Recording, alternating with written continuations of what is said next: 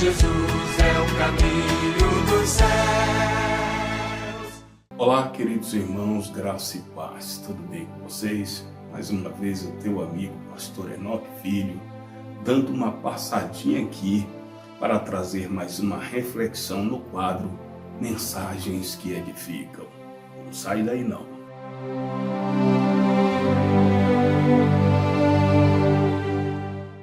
Hoje, para o nosso elevo espiritual, nós queremos fazer uma leitura no Evangelho segundo Lucas, capítulo de número 5, somente o verso de número 11, que escrito está: E levando os barcos para a terra, deixaram tudo e o seguiram. Hoje nós queremos tratar do tema reconhecendo a sobrenatural presença de Cristo. Reconhecendo a sobrenatural presença de Cristo. Nós sabemos que no decorrer da vida, a vida cristã, da vida ministerial, nós temos diversos desafios a ser cumprido. E um dos grandes desafios que nós temos que vencer, que nós temos que superar, é o desafio de vencermos a nossa própria natureza para reconhecer a soberania de Cristo. Quem nos ensinou isso foi o próprio Jesus, lá no Evangelho segundo Marcos, capítulo de número 8, verso de número 34. Ele nos ensina que o nosso pior inimigo não é demônios, não é o inferno, nem o chefe do inferno. Eu não quero dar moral a falar o nome dele. Jesus nos ensina que a nossa pior batalha e o nosso maior inimigo é a nossa própria natureza, quando ele diz: aquele que quiser vir após mim, negue-se a si mesmo, tome a sua cruz e siga-me.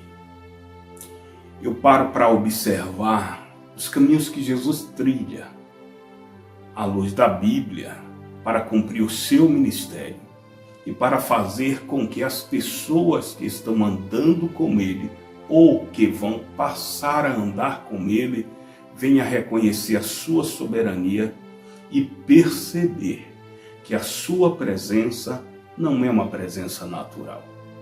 Quando nós reconhecemos a sobrenatural presença do Senhor no lugar, dificilmente algo sobrenatural não vai acontecer.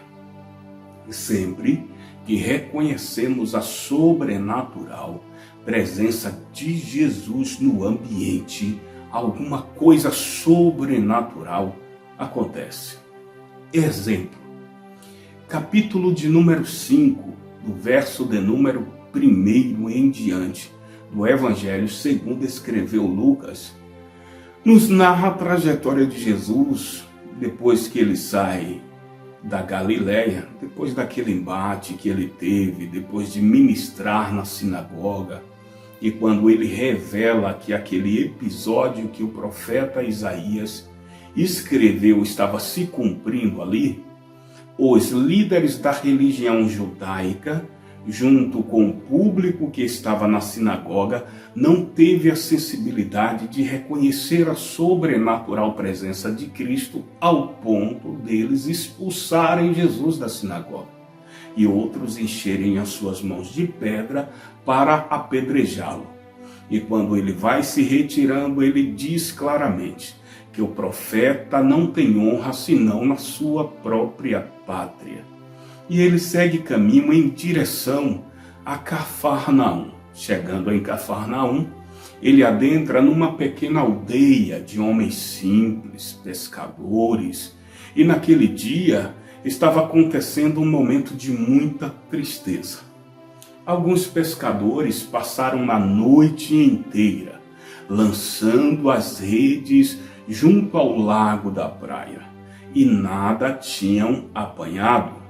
Jesus, como tem o desejo de passar aonde as coisas naturais não aconteceram da maneira que os homens queriam. E ele mesmo promove algumas circunstâncias para revelar o seu sobrenatural e a sua soberania por um propósito. Ele desce para Cafarnaum. Não foi à toa que os pescadores não pegaram nada. Isso fazia parte de um propósito. Existem coisas em nossas vidas que não dão certo, às vezes do jeito que nós queremos, embora sejamos preparados naquela área, profissionalmente falando, pedagogicamente falando, ou ministerialmente. As coisas não vão do jeito que nós queremos, é porque existe uma intervenção divina para um propósito maior. Eu vou repetir, quando essas coisas acontecem, sendo você um escolhido de Deus, tudo isso coopera para o teu bem. Pois bem, Jesus andava pelas ruas de Genezaré, ali próximo ao lago de Galileia, que muitos chamam de Mar da Galileia, e não é propriamente um mar, é um lago. E quando Jesus adentra em Genezaré, junto às margens do lago, uma multidão que o acompanhava desde lá da Galileia, desde a porta da sinagoga, andavam junto com Cristo porque reconhecia a sua sobrenatural presença. Já tinham presenciado milagres, multiplicação de pães, prodígios e sinais acontecendo. E quem não quer estar perto de um Cristo tão poderoso? Todos nós. E quando Jesus chega nas pequenas ruas de Genezaré, nas ruas curtas de Genezaré, ele procura um lugar para parar, para trazer mais um sermão, mais uma palavra de ensinamento, e ele não encontrou. Ele olha junto ao lago da praia, tem 2 barquinhos. Um dos barcos, a Bíblia nos diz o nome do proprietário. Era de Simão Pedro. Jesus se aproxima do barco.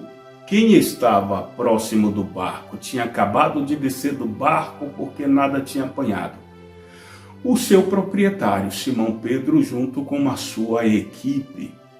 Jesus entra no barco, pede ao próprio Simão que empurre para dentro da água, e de dentro do barco de Simão, eu falei de dentro do barco de Simão, ele começa a ministrar uma palavra para aquela multidão. Mas enquanto Jesus fala para a multidão, enquanto milagres, prodígios, sinais e maravilhas estão acontecendo, Simão está junto com seus amigos lavando as redes. O interessante é que uma certa feita eu ouvi um amigo, eu falo de amigo porque tem pessoas que são colegas e outros são amigos, e quando intitulamos de amigo, é amigo. E esse amigo ministrava um sermão na congregação em que nós fazíamos parte e falava acerca de Pedro lavando as redes. E me parece que ele teve um lapso de informações, de conhecimento, não sei. E ele chegou a dizer que Pedro estava desistindo da pescaria, da sua profissão, do seu propósito, porque estava lavando as redes. E eu encontro em algumas pesquisas feitas, eu sou um pouco curioso, um dos livros que eu li para procurar informações de forma mais abrangente e correta foi o livro do nosso tutor Ralph Gover. O livro Usos e Costumes dos Tempos Bíblicos. Também fui procurar no comentário bíblico popular do Dr. William MacDonald. Depois dei uma passada lá no comentário histórico-cultural do Novo Testamento da CPAD. Ainda procurei dar uma olhada em alguns outros materiais, mas o que eu li me bastou. Lavar as redes aqui, meu amigo, no momento em que Simão Pedro está lavando as redes, não é sinal de desistência. Ele estava frustrado pela noite que não pegou nada? Sim, tanto ele como seus amigos, porque o seu sustento vinha da pescaria. E a pescaria não acontecia todos os dias. Existia um dia específico da semana em que eles conheciam a maré, sabiam onde estavam os cardumes, se ajuntavam, preparavam os barcos, as redes já estavam limpas, eles colocavam no barco e ia em direção aonde os cardumes estavam. Mas nesta noite, eles fizeram todo o trajeto, toda a preparação, como mandava o script. Mas chegando lá, nada apanharam. Repete comigo. Foi uma intervenção divina. Existem coisas que acontecem conosco. Existem situações que nos alcançam, que é uma intervenção divina, mesmo sendo algo de cunho negativo para nós, é positivo para Deus. Então para de chorar, para de reclamar, para de lamuriar, não fale mais nada, faça silêncio e fica no teu cantinho, porque Deus está trabalhando.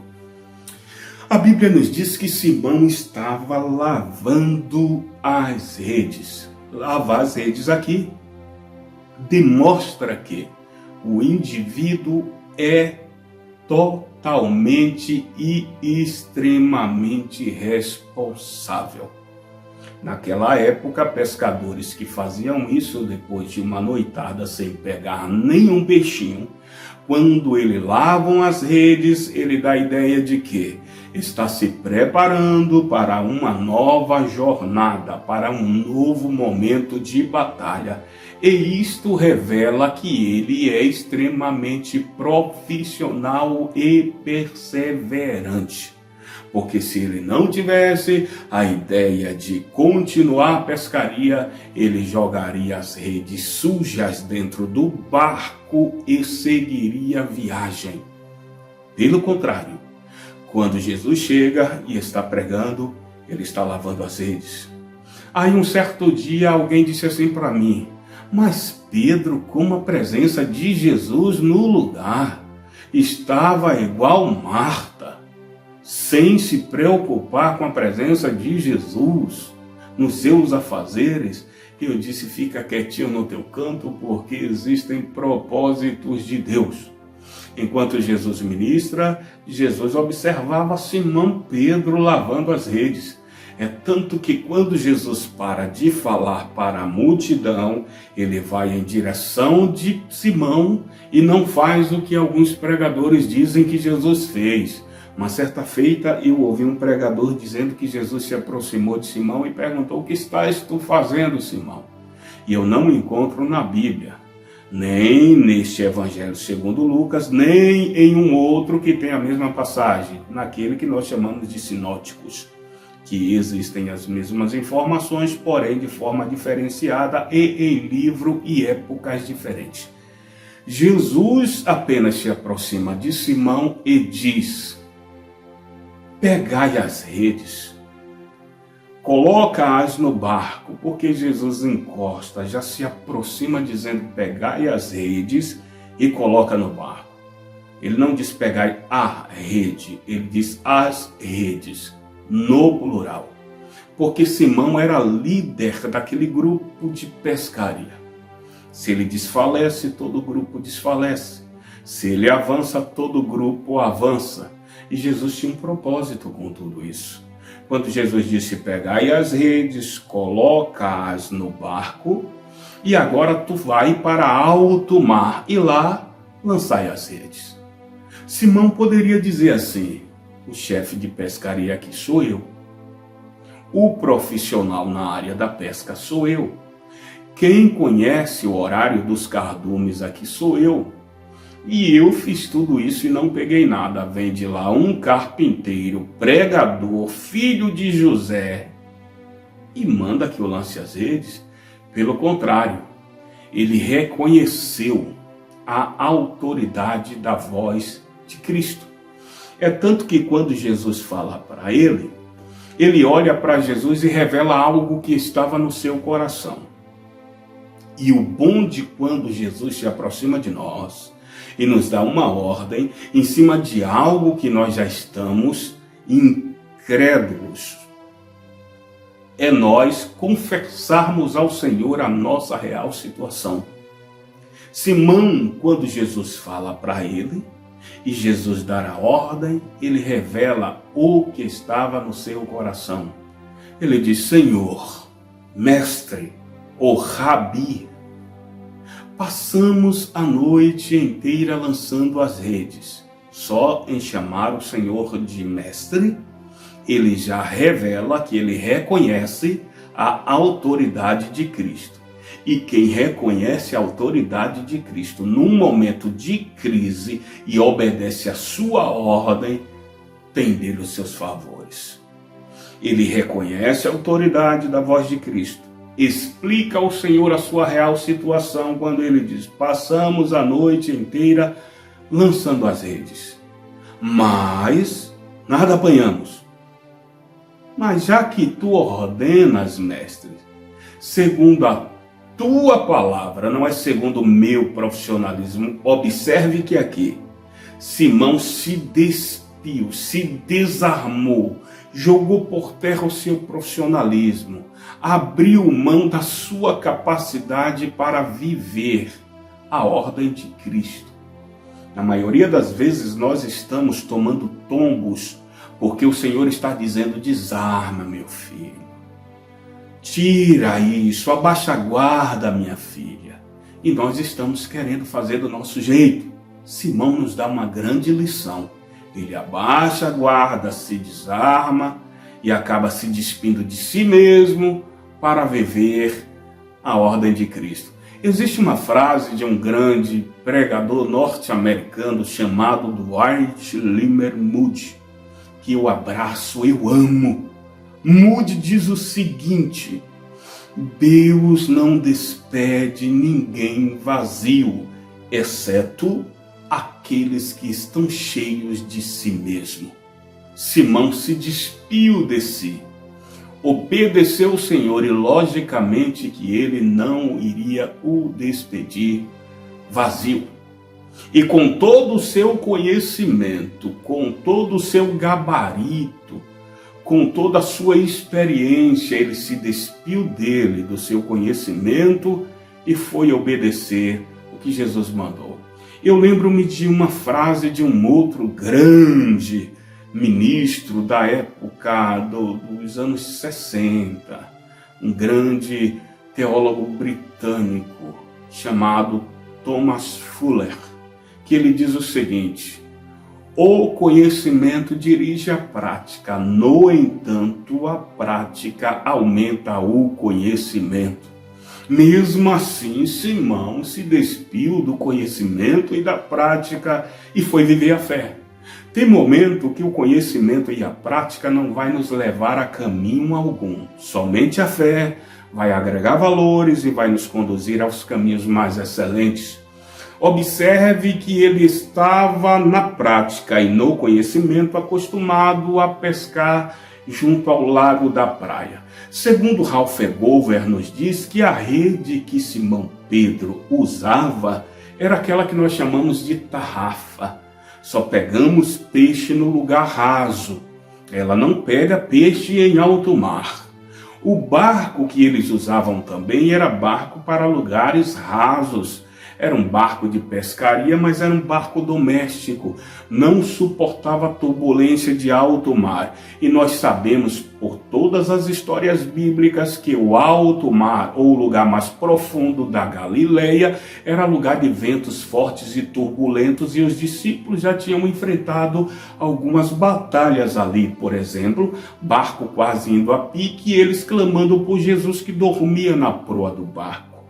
Mas Quem chamou e deu a ordem conhece tudo, e tudo está sobre o seu comando e sobre o seu domínio. Quando Jesus manda que Simão ponha as redes no barco e vá para alto mar, ele estava mudando o curso e a rota da vida de Simão. Tem momentos que vai ser necessário o Senhor promover algumas mudanças no roteiro da nossa história, como fez com Simão, com um propósito definido. E daqui a pouquinho você vai entender que propósito é esse. Simão poderia dizer: Senhor, as minhas redes não pegam peixes em alto mar. O barco que nós temos vai a pique se eu lançá-lo em alto mar. Mas quem foi que mandou? Jesus. Ele pega as redes, põe no barco e segue a ordem de Cristo. Tem crentes, uma certa feita, aí eu ouvi um obreiro que recebeu uma ordem divina. Eu não digo que foi uma proposta do pastor da convenção, porque a obra não é de convenções, não é de homens, a obra é de Deus. Eu estava próximo a ele quando o pastor nos chama e diz assim para ele: eu tenho uma proposta para você. Eu preciso te mandar para o campo tal, porque você tem o perfil que a obra precisa no lugar.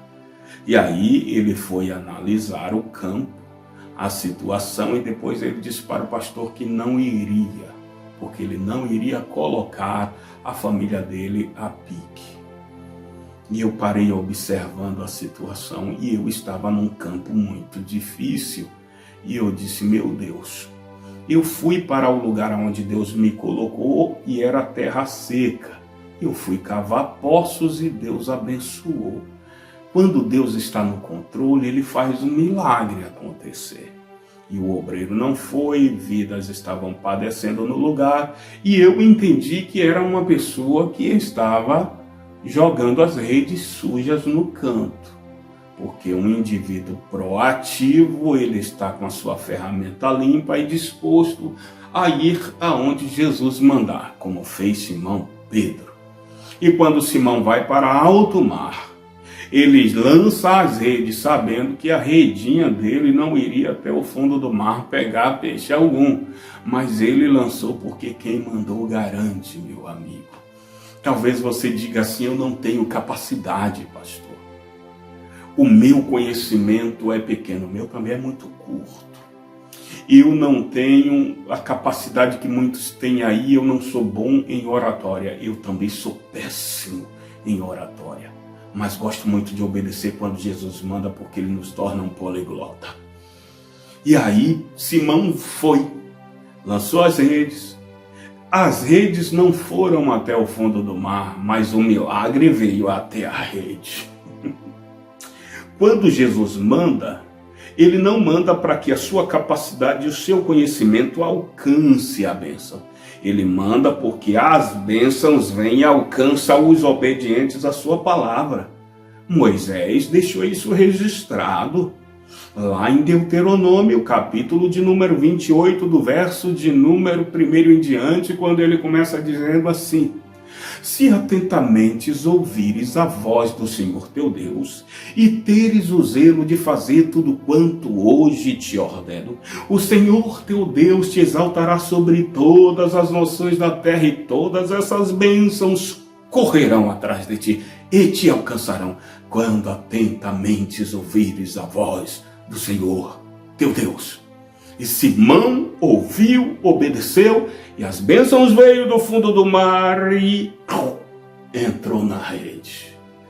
Foram tantos os peixinhos vindo para a rede, não foi a rede indo para o peixe, foram os peixes vindo para a rede, que encheu de maneira tal que o barco sacode de um lado para o outro. Ele sabia que o barco ia a pique, mas quem mandou? Jesus. Ele estende as mãos, grita para o colega com o barco do outro lado, o outro barco vem para socorrer, achando que iria guinchar o barco e trazer o mar. Encheu de peixe também, quase os dois veio a pique. Mas quando Jesus manda, a bênção não destrói os seus projetos. Até porque a Bíblia diz que as bênçãos do Senhor enriquecem e não acrescentadores. Eles conseguem trazer o barco até o lago. Simão fica olhando o acontecimento, tendo a certeza que não foi fruto do seu profissionalismo, nem tampouco que foram as suas redes que alcançaram os peixes, mas foi os peixinhos que vieram na rede. Ele corre para o lago da praia, enquanto os pescadores estão felizes. Ele, junto com alguns colegas de pescaria, correram e ficaram olhando para Jesus de longe, assustados, temerosos. E quem foi que estavam temerosos junto com Simão Pedro? Tiago, João e Zebedeu. Quando eles se aproximaram, Jesus olha para o grupo que estava de longe, em vez de estarem alegres, festejando junto com os demais pescadores, eles estão olhando para Jesus assustados. Verso de número 9 do capítulo 5 do Evangelho de Lucas nos diz que Jesus vai indo na direção dos tais. Simão grita e diz: Mestre, não te chegues para cá, ausenta-te de nós. Nós somos pobres, homens, pecadores. Eu não sou digno da tua presença, porque não passo de um pobre, miserável pecador. Aí Jesus se alegra quando o homem reconhece a sua real situação.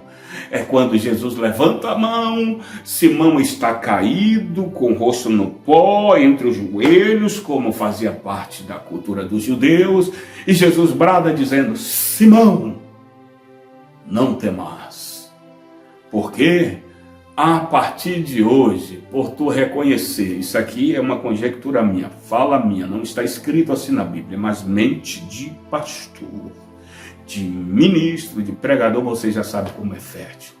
Vale a pena conjecturar, conjectura minha. Jesus se aproxima e diz: Simão, não temais, isso está escrito, porque a partir de agora, tu não serás mais pescador de peixes, mas de homens, porque tu reconheceu a minha soberania. Isso agora é conjectura minha, porque tu reconheceu a minha sobrenatural presença, e eu também te reconheço como alguém que pode andar lado a lado comigo.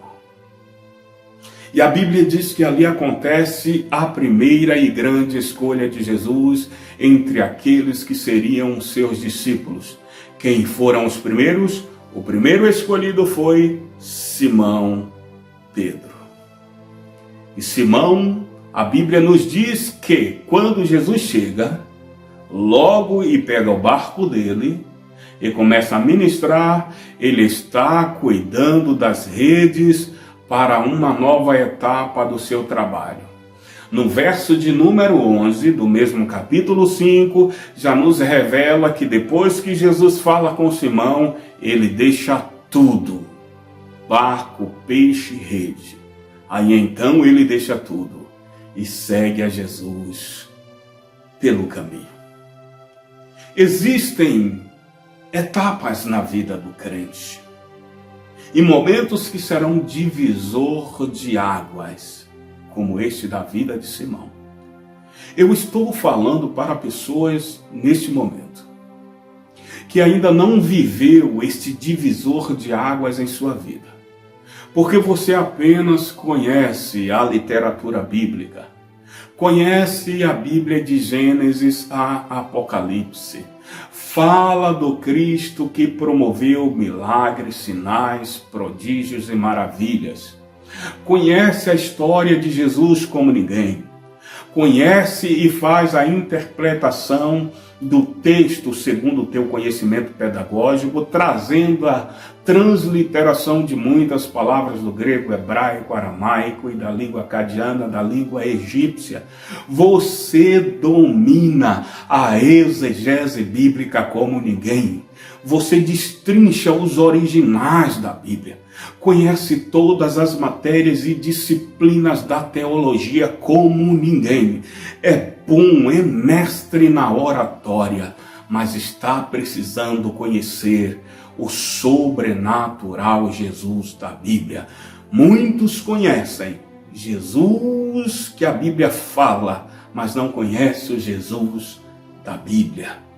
E o que está faltando para esta geração, que é um grande gigante adormecido, é despertar para viver o sobrenatural de Deus. Mas, pastor Enoque, com que propriedade o Senhor fala isso com todas? Eu faço parte das Assembleias de Deus agora faz 43 anos, 47 anos de idade e 43 anos servindo ao Senhor nesse ministério.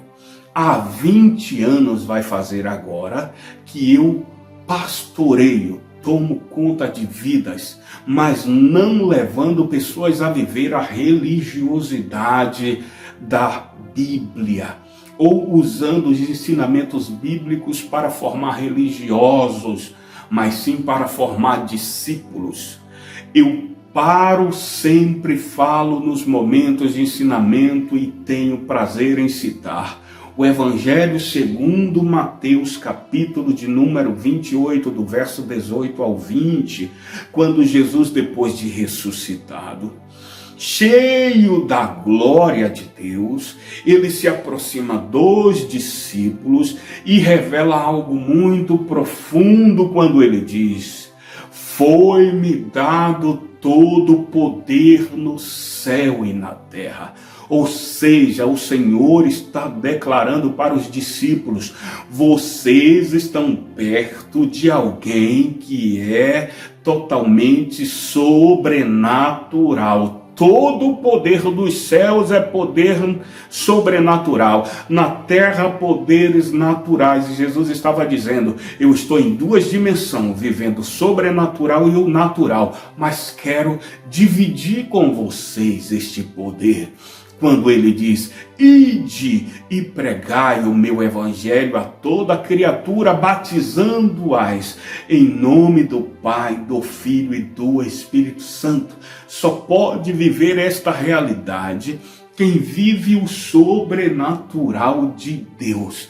Então, para vencermos hoje, queridos, todas as etapas da vida cristã com maturidade espiritual, nós precisamos sair do campo do natural e viver o sobrenatural de Deus, reconhecendo como Simão reconheceu que a presença de Jesus não é qualquer tipo de presença. E eu sinto esta presença aqui, neste momento em que estou trazendo esta reflexão para a tua alma, e te convido a viver este sobrenatural comigo.